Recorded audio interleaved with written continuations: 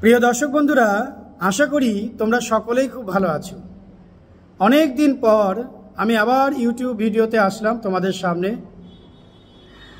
অনেকটা দিন পর আসলে কি বিষয়, কি টপিক নিয়ে তোমাদের সামনে আলোচনা করব, আসলে আমিও কিছুটা দ্বিধাগ্রস্ত। কেন জানো? তোমাদের সামনে যে টপিকটা নিয়ে আমি আসব, সেই টপিকটাই তো পাওয়া যাচ্ছে না ভালো করে, যে একটা ন্যায্য টপিক, একটা সত্যিকারের টপিক যেটা তোমাদের সত্যি কাজে লাগবে। ভুলভাল টপিক, এটা হচ্ছে ওটা হচ্ছে, কি হচ্ছে, এই সব টপিক আমি তোমাদের সামনে আনতে চাই না, তোমাদের দিকভ্রষ্ট করতে চাই না। যার জন্য আমি চুপচাপ ছিলাম। ভিডিও আজকে প্রায় 1.5 মাস পরে আমি আবার তোমাদের সামনে ভিডিওর মাধ্যমে আসলাম। প্রিয় দর্শক বন্ধুরা, আমি কি কারণে আসিনি আগে সেটা বলি।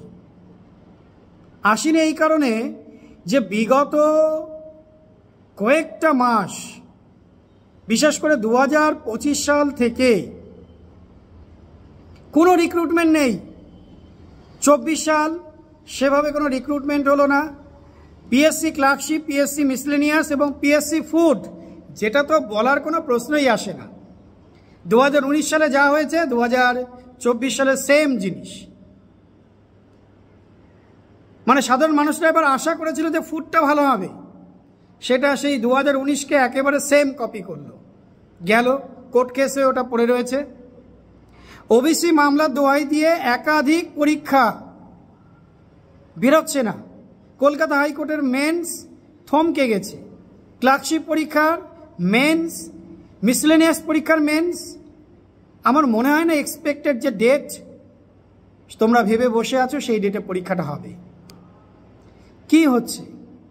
আমরা তো জেনেছিলাম, আমরা তো শুনেছিলাম যে অনগোয়িং প্রসেসে কোনো প্রবলেম নেই, নতুন নোটিফিকেশন আসতে যদি সমস্যা হয় সেটা হতে পারে, কিন্তু যেগুলো অনগোয়িং অবস্থায় আছে সেগুলো তো রিক্রুটমেন্ট করতে সরকারের অসুবিধা নেই। 2023 সাল, 22 সালে টেট পরীক্ষা, 2023 সালে টেট, 24-এর টেট পরীক্ষা নেই। টেটের কোনো নোটিশ নেই। 1 বছর পার হয়ে আবার 2 বছরে গিয়ে পড়তে চলল। পঞ্চায়েত পরীক্ষা রিক্রুটমেন্ট ফর্ম ফিল আপ করে বসিয়ে রেখেছে 1 বছর আগে থেকে। এটা কীরকম নিয়ম? ফর্ম ফিল আপ করে রাখো 1 বছর আগে, যখন ইচ্ছা তখন পরীক্ষা নেব, টাকাটা আমাদের কাছে দিয়ে দাও। আজব নিয়ম, আজব ব্যাপার। যখনই কিছু হয় তখনই বলে আমার হাতে অনেক শূন্য পদ আছে, কিন্তু সেই শূন্য পদগুলো বের করতে হবে তো। পশ্চিমবঙ্গের ছেলেমেয়েদের বয়স বেড়ে যাচ্ছে, পশ্চিমবঙ্গের ছেলেমেয়েদের জন্য শিল্প নেই।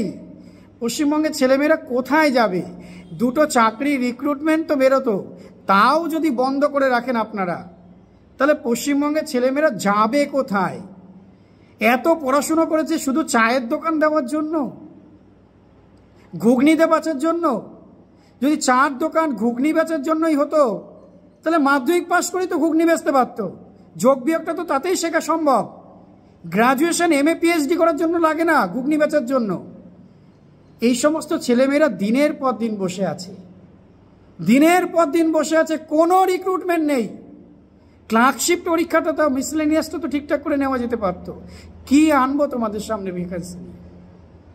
গ্রুপ ডি পরীক্ষা, সেটাও কেস হয়ে বসে রয়েছে। এনটিপিসি মনে হয় না জুন মাসে হবে, আজ তো 12 তারিখ হয়ে গেল। কি হবে? রিক্রুটমেন্টটা কোথায়? বেকার শিক্ষিত ছেলে মেয়েদের কথা কে ভাবছে? কে লঙ্কা আর কে রাজ্যে, কে কোথায় আছে বলো? কেউ ভাবছে না ভাই।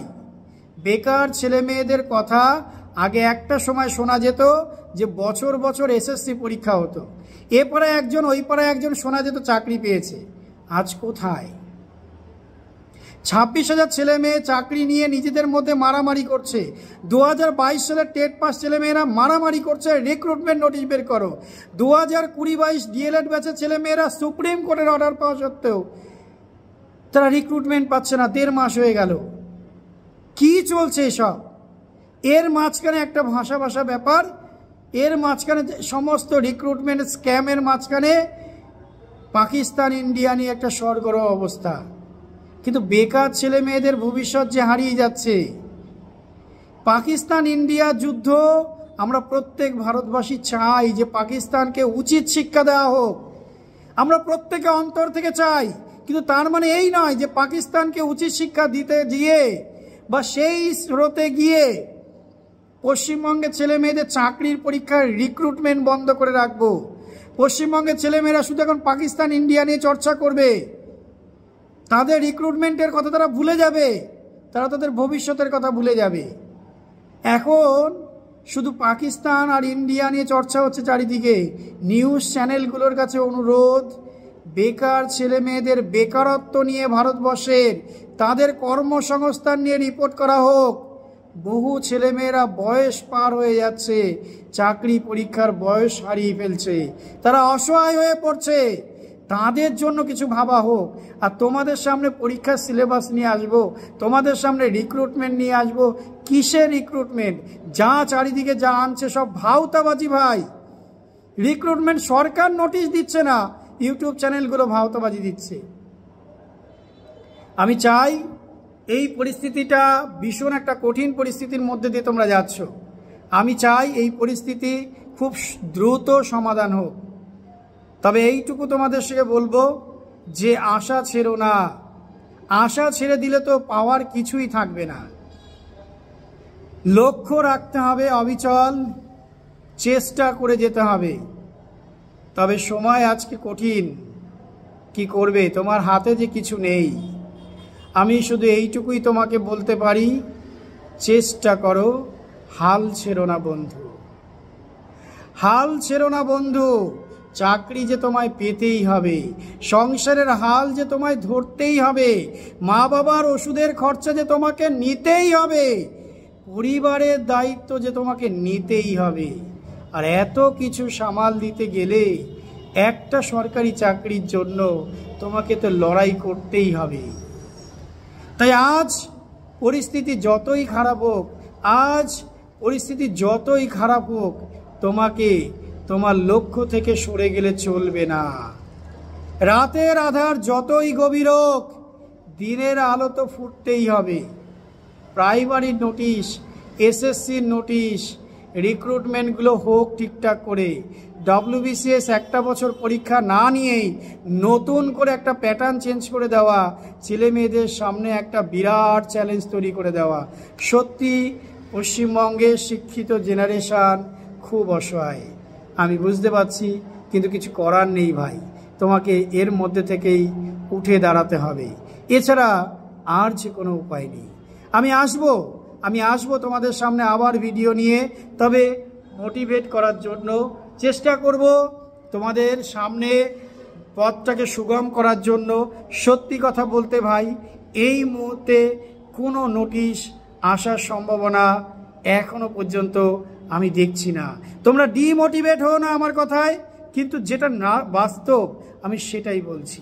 তবে এসএসসি পরীক্ষার যে সিজিএল, সিএইচএসএল, এমটিএস, এটার পিছনে ফোকাস করো। এনটিপিসির জন্য প্রিপারেশান নাও। মনে করো সময়টা যখন তুমি বেশি পাচ্ছ, পরীক্ষা তো আজ না হোক কাল একটা দিন হবেই। তাই জানি ধৈর্য তোমাদের হারিয়ে যাচ্ছে। যাদের সত্যিকারের ভালো প্রিপারেশান থাকে তারা লং ডিউরেশনে ধৈর্য হারিয়ে ফেলে, আমি জানি, কিন্তু কি করবে, এটাই ছাড়া তোমার হাতের কোনো উপায় নেই।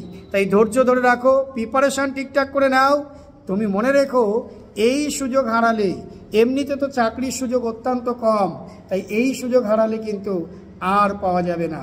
তাই সবাই লক্ষ্য অবিচল রাখো, প্রিপারেশান ঠিক করে নাও, চাকরিটা যে তোমাকে পেতেই হবে।